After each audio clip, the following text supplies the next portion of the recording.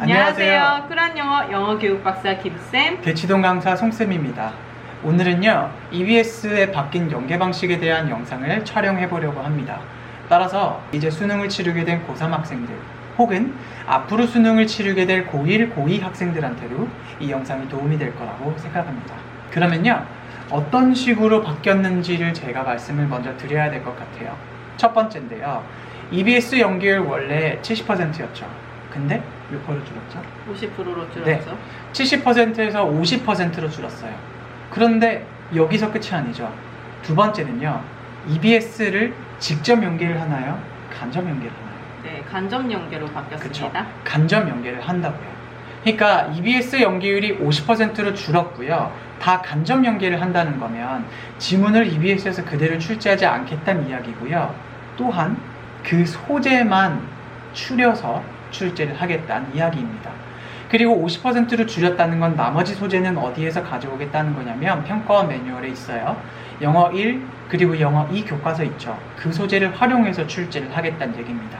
사실 저는 이렇게 바뀌게 된 계기가요, 정확하지는 않지만 저도 제가 한 3, 4년 전에 학회를 간 적이 있어요. 현재 영어 절대평가가 되고 그 다음에 EBS 연계율이 높아지고 해서 영어교육학과랑 영어 영문학과 교수님들이 다 모였었던 그런 학회였거든요. 근데 그 학회를 갔더니 교수님들이 이제 실질적인 자료를 가져와서 EBS 70%가 직접 연계가 되는데 사교육이 줄지도 않았으며, 그리고 학력 수준이 낮아지고 있어서 그것 때문에 그 현재 정책을 비판한 적이 있거든요. 그래서 아마 그런 영향이 좀 있지 않았나라는 생각이 듭니다. 네, 그래서 이전에 공부했던, 그러니까 수능을 대비했던 방식을 약간은 바꿔야 할 그쵸. 필요가 있다라고 말씀드리고 싶습니다. 네, 그래서 EBS 연계가 간접 연계고 50%로 줄었고 나머지 소재는 영어 1, 영어 2에서 나온다는 걸로 제 말씀을 좀 정리를 할 수 있을 것 같아요. 근데 개인적으로 너무 자주 바뀌어. 영어는 너무 바뀌어요. 왜 그러는지 모르겠지만 사실 교수님들도 그거 되게 비판하시잖아요. 근데 제가 이제 영어 교육 관련 역사 이제 쭉 그 관련 논문을 썼는데 정책에 따라서 맞아요. 정치랑도 좀 연관이 되긴 해.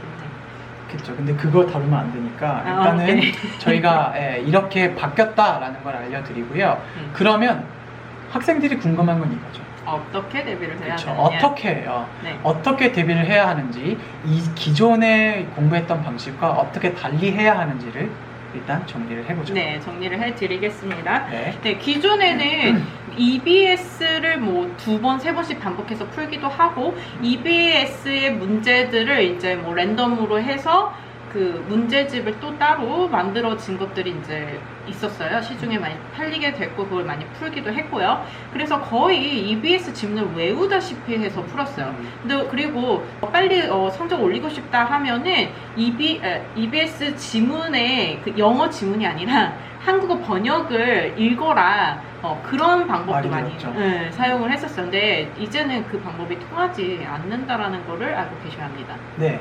그러니까 지문 암기하지 말라는 거예요. 그렇죠. 그 다음에 두 번째인데요, 배경 지식에 관련된 문제거든요. 이거는 김쌤이 좀 할 말이 많죠. 아, 그쵸. 예를 들어서 컨퍼메이션 바이어스에 대해서 이제 지문들을 풀어봤단 말이에요, 학생들이. 이 컨퍼메이션 바이어스, 이거 EBS에 나왔던 내용이네 하고서는 지문을 읽지도 않고 답을 찍는 경우가 있어요. 근데 이게 우리가 생각하는 그 내용이 아닐 수도 있다라는 걸 염두하셔야 돼요. 그쵸. 왜냐면 however 이렇게 팍 바꿔버릴 수도 있으니까. 그치. 출제위원회 입장에서 어떻게 하면 얘네가 틀리게 할 수 있지? 이런 거를 고민을 한다고 보시면 돼요. 솔직히 수능 출제위원 교수님 바로 밑에서 배웠잖아요, 김쌤이. 그때 어떻게 수능을 출제하는지를 가르쳐 주시면 좀 학생들한테 도움이 되지 않을까 싶네요. 그러니까 그 시중에 파는 모든 문제집을 가지고 들어가신다고 하시더라고요. 그래서 시중에 나왔던 그 지문들을 다 걸러낸다고 해요. 기존에 풀어봤던 그런 문제가 거의 안 나온다라고 보면 돼요. 그리고 저 그것도 되게 놀라웠는데 수능 출제위원 교수님이 그 다른 타사 강사들을 알고 계시더라고요. 그러니까 그거를 참고를 하신대요. 수능 출제를 할 때. 그렇겠지. 왜냐면 편법으로 하는 그런 것들, 다 걸러내니까. 네, 그런 것들이 무조건 D만 읽으라 이런 것들을 걸러낸다고 하시더라고요. 그래서 그런 것들 출제 방식을 좀 알고 있을 필요가 있을 것 같고요. 자, 근데 오해하시면 안 돼요. 배경 지식이 문항을 푸는데 도움이 안 되는 게 아닙니다. 그러니까 여기서 말하는 지식, 배경 지식이라는 거는 내가 이미 문제 풀었던 지문을 달달 외워서 그 익숙한 지문을 가져와서 그 수능 지문을 내가 해석을 그 지식을 기반으로 해서는 안 된다라는 거. 맞아. 그거의 토대로 그거의 틀에 맞춰서 해석을 하지 말고요. 예를 들어 confirmation bias가 있었을 때 확증 편견이 뭐다. 나는 지식을 가지고 있는 건 좋아요. 혹은 뭐 의과 학생들이라면 quantum physics, 왕자 물리학에 대한 지식을 갖고 있는 건 당연히 좋겠죠. 그런데 그거를요, 지식을 활용해서 문제를 푸는 것과 그 지문, 그런 소재가 나왔던 지문을 외워서 그걸 틀로 잡아서 푸는 것과는 확연하게 달라요. 그래서 여기서 말하는 건 배경 지식을 활용하되 그 배경 지식 풀었던 그 지문의 틀에 맞추지는 말자는 거죠. 그리고 저는 하나 더, 물론 이거는 어려울 수 있는데요. 사실 최근 이슈 있죠. 최근에 사회에서 있었던 이슈, 문제를 푸는 것 말고 외적으로 시간이 있는 학생들은 최근 이슈가 되고 있는 그런 문제들, 뭐 예를 들어 저번 영상에서 찍었지만 뭐 팬데믹 이런 것들 있죠.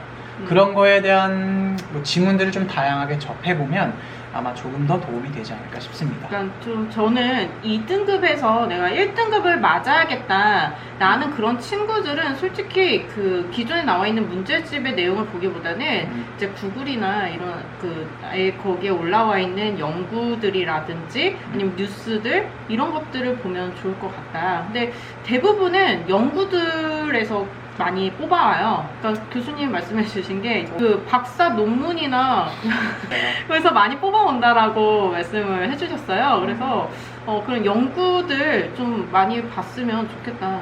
네. 그래서 오늘 좀 말했던 내용을 정리를 하면 EBS 연계는 70에서 50%를 줄었고 간접 연계, 직접 연계 간접 연계에서 모두 나온다. 간접 연계다.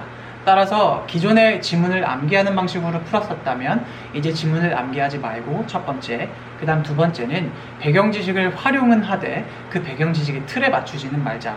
두 번째, 덧붙이자면 최근 이슈에 관련된 다양한 주제들을 구글에서 기사를 찾아서 접하는 게 많은 도움이 될 수 있겠다. 구글 스콜라가 그 연구들 많이 나와 있어요. 그래서 그런 거를 좀 그 원문으로 보면 좋을 것 같다는 생각이 듭니다. 오늘 영상이 도움이 되셨다면 구독과 좋아요 버튼을 눌러주세요.